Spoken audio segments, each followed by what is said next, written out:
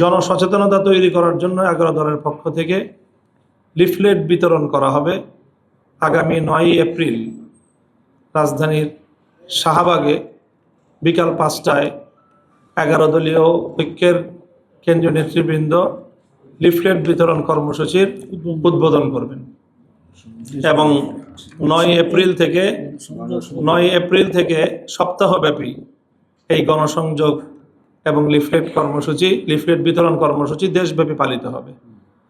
9 April বিকাল 5টায় শাহবাগে গণসংযোগ এবং লিফলেট বিতরণ কর্মসূচির আনুষ্ঠানিক উদ্বোধন হবে।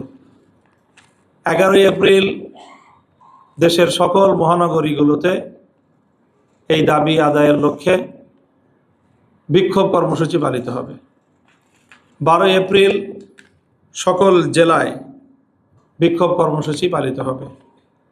13 এপ্রিল ঢাকায় ডিপ্লোমা ইঞ্জিনিয়ার্স ইনস্টিটিউশনের মুক্তিযোদ্ধা হলে জাতীয় সেমিনার হবে। এইভাবে আমরা পর্যায়ক্রমে আমাদের এই দাবি নিয়ে আমরা জনতার কাছে যাব এবং জনগণের যে গণভোটে প্রদত্ত রায়, সেই রায় কার্যকর করার দাবি জনগণকে সাথে নিয়েই আমরা আদায় করব ইনশাআল্লাহ।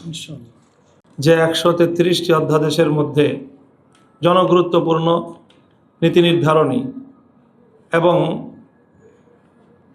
ফ্যাসিবাদ রোধের বাংলাদেশের ভারসাম্যপূর্ণ রাজনৈতিক বন্দোবস্ত নিশ্চিত করার জন্য যেই গুরুত্বপূর্ণ অধ্যাদেশগুলো ছিল, তার মধ্যে 20টি অধ্যাদেশকেই বর্তমান সরকার পাশ না করার সিদ্ধান্ত গ্রহণ করেছে, যেটি বাংলাদেশের মানুষকে মর্মাহত করেছে। সেই সাথে তারা গণভোটের 70% মানুষের যে মতামত, সেটাকে উপেক্ষা করার পথে এই সরকার হাঁটছে।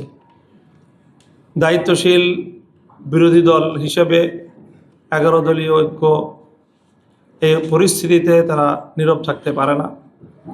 এই জন্য আমরা